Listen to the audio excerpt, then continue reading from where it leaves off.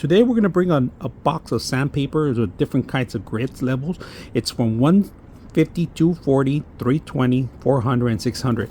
So this box is perfect for what I'm going to be able to do. I'm going to actually do 3D printing. I'm going to clean up a couple of the prints, and then I also printed my little tool so I could actually get some grits in here and set it up. So this tool, you can find it anywhere. It's free online, but you're going to need this to do a combination of this. So let's go ahead and do that. What I like to do is you're gonna have to remove them and make sure you leave a couple of them in here, tied up in here. Remove the rubber bands if you want to start using. So right now we're gonna use this one, for example, right? So I'm gonna cut it with a scissors. So you get your measurements how you want. This is a large one. I'm actually overdoing it on this one, but what I'm gonna do is actually measure it, how much I want from it, and that's pretty much what we're gonna do. So I'm gonna measure it, because this thing has to go all around in here too, in there.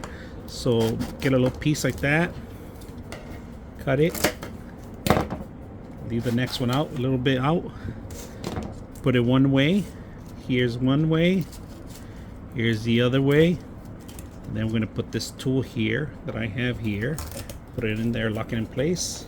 I printed this out. Now I could sand some of the corners I need. This is a little bit big, so I'm going to print something smaller, but I can always move it to the edge if I want and just print. So sanding,